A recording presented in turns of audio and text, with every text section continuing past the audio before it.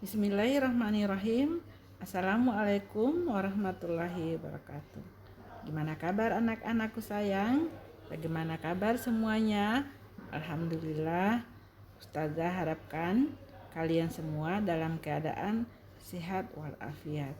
Anak-anakku sekalian, pada hari ini kita masih di pembelajaran tematik kita, yaitu sudah masuk di tema 2 tentang menyayangi tumbuhan dan hewan. Ya, bagaimana kita dianjurkan untuk menyayangi tumbuhan dan hewan. Tetapi kita masih di subtema 1, manfaat tumbuhan bagi kehidupan manusia. Kita harus belajar tentang ini ke anak-anak agar supaya kita tahu ternyata tumbuh-tumbuhan itu banyak manfaatnya untuk manusia. Oleh sebab itu, ayo kita belajar pelan-pelan ya.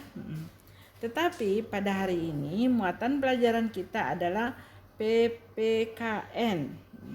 Ingat ya, bukan PPKM tapi PPKN ya.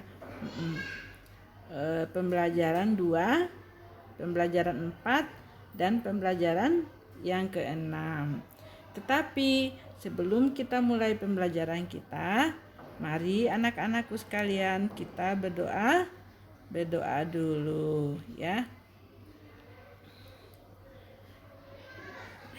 Bismillahirrahmanirrahim.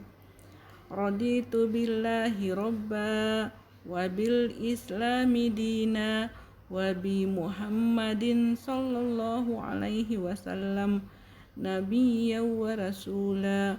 Rabbi zidni ilman warzuqni fahman. Aku ridho Allah sebagai Tuhanku dan Islam sebagai agamaku dan Nabi Muhammad sebagai Nabi dan Rasulku. Ya Allah, tambahkanlah kepadaku ilmu dan berikanlah kepadaku pemahaman yang baik. Amin ya Rabbal Alamin. Anak-anakku sekalian, anak-anakku sayang, di rumah atau dimanapun kalian berada, alhamdulillah kita sudah selesai berdoa. Sekarang Ustazah akan menjelaskan tujuan pembelajaran kita ya. Jadi pada hari ini tujuan pembelajaran kita itu hanya ada 2. Semoga anak-anakku dapat mencapai tujuan pembelajaran ini, yaitu yang pertama, melalui penjelasan guru, siswa mampu memahami pengamalan sila pertama dan sila kedua dari Pancasila. Itu yang pertama. Kemudian yang kedua, melalui penjelasan guru, siswa dapat meresapi perilaku terpuji, yaitu berterima kasih, meminta maaf, bersyukur, dan mendoakan orang lain. Itu tujuan pembelajaran kita yang ingin kita capai pada hari ini. Baik anak-anakku sayang, ada 4 perilaku terpuji yang harus selalu kita praktekkan dalam kehidupan sehari-hari ya, pada saat kita bangun tidur, pada saat kita tidur lagi, pada saat makan, pada saat mandi, apa saja itu. Yang pertama, perilaku itu selalu bersyukur. Yang kedua, berterima kasih. Yang ketiga, meminta maaf. Dan yang keempat, mendoakan orang lain. Itu adalah 4 sikap terpuji yang harus kita praktekkan dalam kehidupan sehari-hari. Dan pada saat kapan ini semua dipraktekkan, itu ada waktunya, ada momennya, ada kesempatannya, tidak sembarangan semuanya langsung diterapkan gitu ya. Anak-anakku sayang, bersyukur itu adalah perbuatan yang bertujuan untuk berterima kasih kepada Allah Subhanahu wa taala dengan menerima apapun yang diberikan Allah dengan ikhlas dan sabar. Jadi bersyukur ini diperuntukkan kepada Allah, kepada Tuhan kita. Ya karena memang Allah itu tempat kita mensyukuri semua apa menjadi pemberiannya. Apapun yang Allah berikan kepada kita, kita harus bersyukur. Dikasih hidung pesek, alhamdulillah masih dikasih hidung. Dikasih pipi yang montok, alhamdulillah masih kasih pipi. Dikasih badan yang gemuk, alhamdulillah masih sehat. Dikasih rumah lewat orang tua, alhamdulillah bersyukur kepada Allah bahwa Allah memberikan kepada kita semua dengan kasih sayangnya dan kita ikhlas serta sabar. Tetapi ingat ya anak-anakku sayang, jangan salah menempatkan. Ketika kamar kotor, ya alhamdulillah beginilah kamarku, biarlah dia kotor. Itu bukan bersyukur, itu pasrah.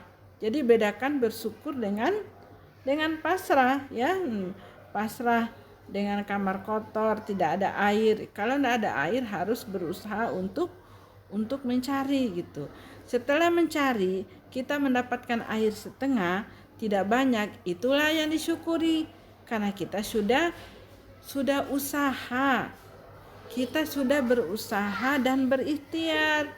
Jadi tidak boleh lagi kita mengeluh. Capek-capek saya angkat air jauhnya tadi airnya penuh, tiba di sini ternyata tinggal sedikit. Cepat sekali Kak. Misalnya seperti itu tidak boleh nak ya. Kita harus ikhlas dan sabar. Ada 6 cara bersyukur ya yang bisa kita lakukan di mana-mana. Yang pertama, mengucapkan kalimat hamdalah. Siapa yang tahu apa itu kalimat hamdalah? Ayo angkat tangan. Jadi kalau kita habis makan, jangan lupa mengucapkan hamdalah. Alhamdulillahirabbil alamin. Kemudian kita diberi uang sama mama. Terima kasih mak. Alhamdulillahirabbil alamin. Kita diberikan kue sama teman. Terima kasih teman. Alhamdulillah. Jangan lupa selalu mengucapkan kalimat hamdalah. Kemudian selalu mengingat Allah dimanapun berada. Kemanapun kita berada itu selalu mengingat Allah.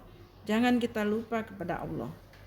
Jadi kalau misalnya kita sedang naik mobil pergi ke Kolaka Utara, ya ingat Allah. Ya karena kuasa Allah kita diberi kesehatan sehingga bisa sampai di sini. Karena keberkahan dari Allah sehingga kita bisa selamat dan segala macam. Jadi selalu mengingat Allah dimanapun kalian berada. Kemudian selalu berbuat baik kepada makhluk hidup lainnya. Jangan membenci. Lihat kucing dilempar. Lihat kambing diganggu. Lihat sapi diganggu. Lihat kuda diganggu. Tidak boleh. Lihat pohon langsung dicabut. Lihat apalagi bunga dipetik. Lihat apalagi ini misalnya tanaman-tanamannya bunda langsung dihancurin. Jangan ya nak ya. Kita harus selalu berbuat baik kepada makhluk hidup ya, selain manusia atau selain kita gitu ya. Sama kita juga seperti itu. Kemudian yang keempat, apa anak-anak? Cara bersyukur dengan selalu tersenyum. Jadi kalau ketemu ustazah di sekolah, jangan nanti ustazah yang mengajarnya saja yang disenyumin, yang lain dicuekin gitu. Enggak. Jadi usahakan selalu bersalam. Assalamualaikum ustazah. Assalamualaikum ustaz. Seperti itu nak. Harus selalu mengucapkan senyum karena senyum itu adalah sedekah ya. Kenapa ya ustazah bisa mengantuk? Kemudian cara syukur yang kelima, membagikan ilmu yang kita miliki. Anak-anakku kadang kalau bunda minta tolong, nah bagaimana memperbaiki ini, diajarin, mak kalau ini dikasih begini. Caranya itu dengan lembut, halus dan sopan. Jangan imam ada yang mengganggu saja, nanya-nanya terus. Gitu. Jangan seperti itu ya anak-anakku sekalian. Kita harus sabar, kita harus berbahagia ya ketika dalam membagikan ilmu. Karena jika ilmu itu bermanfaat, maka itu akan menjadi amal jariah bagi kita. Yang terakhir adalah menjaga kesehatan tubuh dengan olahraga, makan yang sehat, tidur yang benar ya. Jangan suka begadang. Kamu tahu kan lagunya Rhoma Irama itu dilarang loh begadang. Begadang, jangan begadang kalau tiada artinya. Itu benar kan, suaranya Ustazah bagus juga ya. Lanjut anak-anakku sayang, ini ada cerita pengembara dan sebuah pohon ya. Dua orang pengembara berjalan di sepanjang jalan yang berdebu dan tandus di hari yang sangat panas. Tidak lama kemudian mereka menemukan sebuah pohon yang besar. Dengan gembira keduanya lalu berteduh dari teriknya sinar matahari di bawah naungan daun-daun pohon yang besar. Memang aneh nih, Ustazah bacanya juga agak-agak sebentar ya, lebih enak dapat kacamata.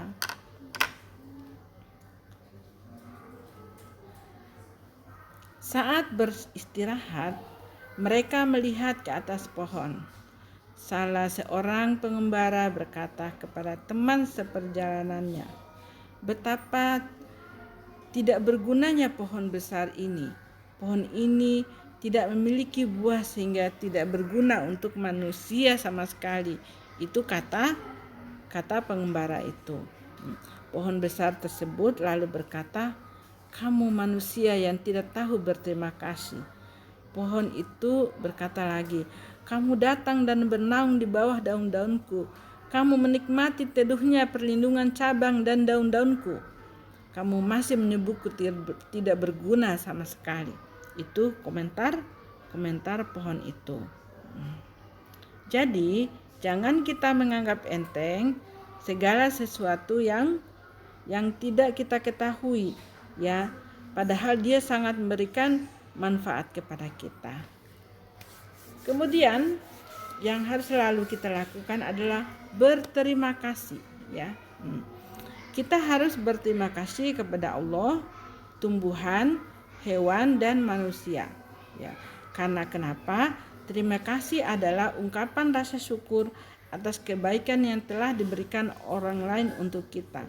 Meskipun tumbuhan itu tidak bisa berbicara, sampaikan saja kalau kalian sudah berteduh di bawahnya, "Pohon, terima kasih ya, kamu sudah membantuku." Sampaikan saja. Dan ucapan terima kasih itu akan membuat orang yang membantu dan menolong kita selalu bersemangat dan memiliki energi positif untuk selalu membantu orang lain. Jadi perilaku berterima kasih merupakan pengamalan sila ke-1 dan sila kedua dari Pancasila. Apa itu sila yang pertama? Coba. Ketuhanan yang Maha Esa. Itu adalah sila yang pertama. Yang kedua, kemanusiaan yang adil dan beradab. Lambangnya sila pertama apa anak-anak? Bintang. Bintang di langit, sungguh indahnya. Bintang di langit, sungguh bercahaya. Itu adalah lambang sila pertama. Sila kedua memiliki lambang rantai. Kenapa tunggu Ustazah menyanyi ya? Tidak ada lagunya kalau rantai. Apa ya? Tidak ada deh. Tidak ada yang bisa dinyanyikan. Ya. Baik anak-anakku sayang. Kemudian salah satu manfaat tumbuhan adalah untuk keindahan. Nah, di sini diceritakan di rumah Dayu banyak bunga yang ditanam dalam pot. Dayu senang merawat bunga. Ya, Dayu senang merawat bunga-bunga dalam pot. Suatu hari, Dayu sedang merasa bingung. Ia telah memecahkan pot bunga kesayangan ibu. Ia ingin meminta maaf kepada ibu, tetapi takut dimarahi. Bagaimana seharusnya Dayu bersikap? Jadi anak-anakku sekalian, kalau kita melakukan kesalahan, jangan meninggalkan jangan meninggalkan apa yang menjadi kesalahan kita itu sehingga kita disebut orang yang tidak bertanggung jawab. Ya, kita harus berani, harus sportif, harus semangat, ya, meminta maaf dan mau bertanggung jawab. Ya, makanya kalau sudah melakukan kesalahan, ya kita datang kepada orangnya, Ibu, maaf ya, saya tadi memecahkan potnya Ibu. Ya gimana sih kamu? Tidak hati-hati kalau mengurus pot, kan jadi pecah gitu. Tidak usah dibalas. Ya cukup mengatakan, Ibu, insya Allah nanti saya bantu. Saya akan ganti, misalnya seperti itu ya. Atau misalnya saya tidak akan mengulangi lagi Ibu memecahkan potnya Ibu gitu. Jadi harus sportif, harus gentle, harus berani meminta maaf. Jangan langsung lari, habis nabrak orang lari, ya kan? Habis kasih jatuh barangnya orang pergi. Tidak boleh seperti itu anakku sayang. Jadilah seorang ksatria, jadilah orang yang jujur, jadilah orang yang bertanggung jawab. Karena dengan meminta maaf itu perasaan kita lega. Wah, enak tadi sudah dimaafkan. Meskipun diomel-omelin dulu, tapi alhamdulillah sudah dimaafkan. Jadi begitu anak-anakku ya. Kemudian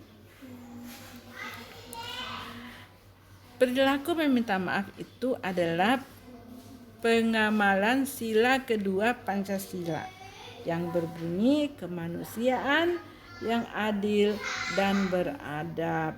Lambangnya adalah rantai.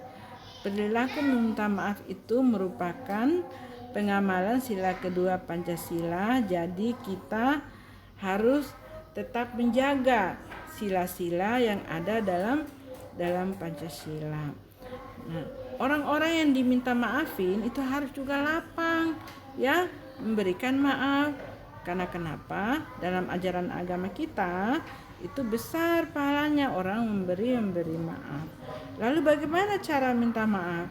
Ya, cara minta maaf itu yang pertama, ucapkan kata permintaan maaf. Jadi sampaikan, Bu, maaf ya Bu, tadi pot kesayangan Ibu pecah gitu. Jadi ibunya akan mengerti, memaklumi, tidak banyak menyalahkan. Tapi datang, Bu, bagaimanakah ini potnya Ibu? Kenapa bisa pecah? Saya kan cuma angkat. Tidak bagus ya buatannya. Loh, kok yang salah malah marah-marah gitu kan? Tidak boleh seperti itu anak-anak. Jadi yang kedua, kita harus mengakui kesalahan. Saya salah Bu, saya mengangkat pot Ibu gitu. Tidak hati-hati sehingga jatuh. Kemudian yang ketiga, tidak mencari alasan. 1001 macam alasan itu ada kalau kita mau cari. Tapi sebaiknya jangan dicari. Kalau memang kita salah, ya udah, ya kita minta maaf, mengakui kesalahan, tidak mencari alasan, tidak menyalahkan orang lain, dan mau berubah menjadi lebih baik. Kalau menyalahkan orang lain itu, sih Bu, si itu dia lihatin saya terus, akhirnya saya grogi, potnya jatuh deh. Nggak boleh begitu, itu namanya mencari kesalahan orang lain gitu.